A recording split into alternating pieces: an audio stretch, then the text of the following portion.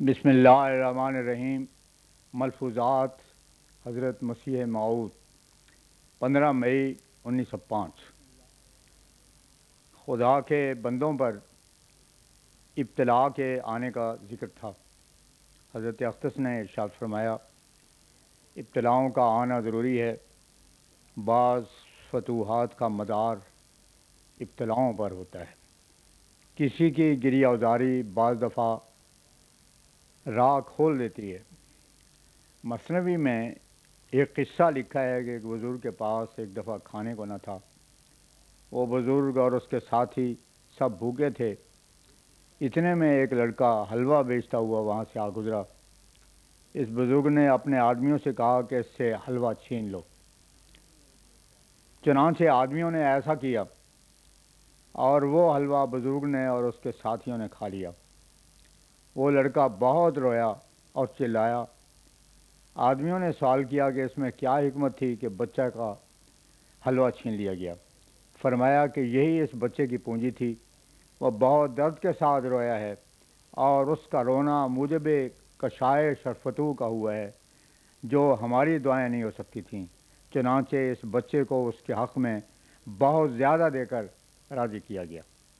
इसी तरह बाद इब्तिला सिर्फ इस वास्ते आते हैं कि इंसान इस रुतबे को जल्द हासिल कर ले जो उसके वास्ते मुक़द्दर है। ज़िक्र था कि 14 अप्रैल गुजर गई है, जिसके वास्ते अंग्रेज़ ने पेशगोई ज़लज़ले की थी। अब लोगों को तशफ़ी हो गई। फरमाया, लोग मुनज्जिम परस्त हैं, खुदा परस्त नहीं है। एक शख्स ने अपना ख्वाब सुनाया कि मैं सुबहान अल्लाह पढ़ता हूँ। हज़ूर ने फरमाया, सुबहान अल्लाह के माने ये हैं कि अल्लाह ताला खिलाफ वादा और किज़्ब और दीगर तमाम मनक़सतों से पाक है। वह अपने वादों को सच्चा करता और पेशगोइयों को पूरा करता है। 16 मई 1905। फरमाया, सूरा इज़ा ज़ुल्ज़िलतिल अर्ज़ में ज़लज़ले के वास्ते साफ पेशगोई है कि ज़मीन पर सख्त ज़लज़ला आएगा और ज़मीन अंदर की चीज़ें बाहर निकाल फेंकेगी। फिर फरमाया, कुरान शरीफ में आया है कि पहाड़ ज़मीन के मेखे हैं।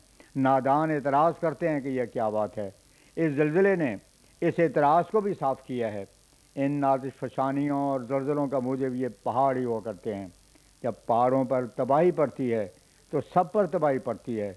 पहाड़ अमन या बेअमनी का मरकज़ बना हुआ है। 17 मई 1905।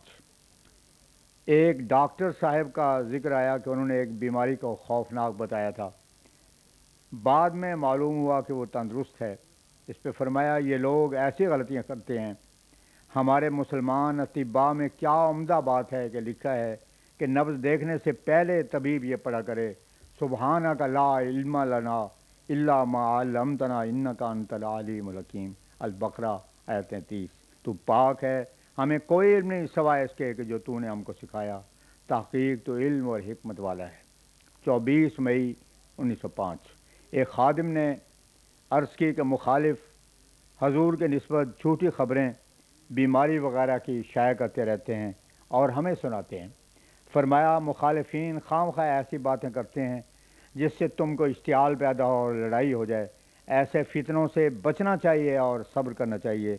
जो शख्स किसी पर तोहमत लगाता है वो मरता नहीं जब तक कि इसमें गिरफ्तार न हो जाए।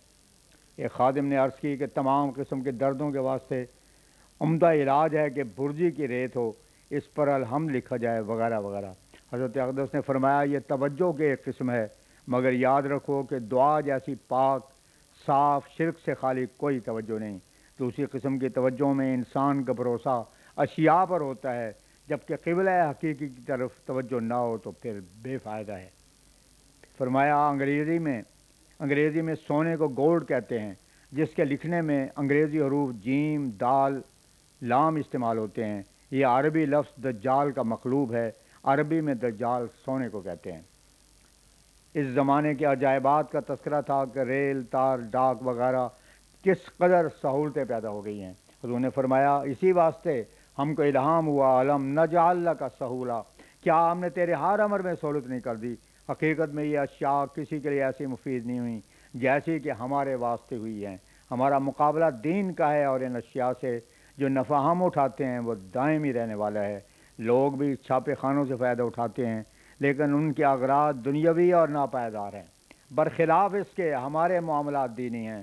اس واسطے یہ چھاپے خانے جو اس زمانے کے عجائبات ہیں دراصل ہمارے خادم ہیں۔ فرمایا آج رات یہ وہی ہوئی، ارید و ما تریدون، میں ارادہ کرتا ہوں جو تم ارادہ کرتے ہو۔ چونکہ ہمارے ارادے دوستوں کے واسطے مشترک ہیں جن کے لیے ہم دعائیں کرتے ہیں، اس واسطے اس میں سب کے واسطے بشارت ہے۔ یہ وہی قبولیت دعا کی طرف اشارہ کرتی ہے، یعنی تمہارے ارادے کے موافق ہمارا ارادہ ہے۔ حضرت مولانا نور الدین صاحب نے عرض کی کہ یہ قرآن شریف کے کہ اس وحی کے مطابق ہے، انما تولو فثم وجہ اللہ، البقرہ آیت 16۔ شیخ رحمۃ اللہ صاحب کو فرمایا کہ ہم آپ کے واسطے دعا کرتے ہیں، آپ بھی اس وقت دعا کیا کریں۔ ایک تو رات کے 3 بجے تہجد کے واسطے خوب وقت ہوتا ہے، کوئی کیسا ہی ہو 3 بجے اٹھنے میں اس کے لیے حرج نہیں، اور دوسرا جب اچھی طرح سورج چمک اٹھے تو اس وقت ہم بیت دعا میں بیٹھتے ہیں۔ یہ دونوں وقت قبولیت کے ہیں، نماز میں تکلیف نہیں، سادگی کے ساتھ اپنی زبان میں اللہ تعالیٰ کے حضور میں دعا کرے۔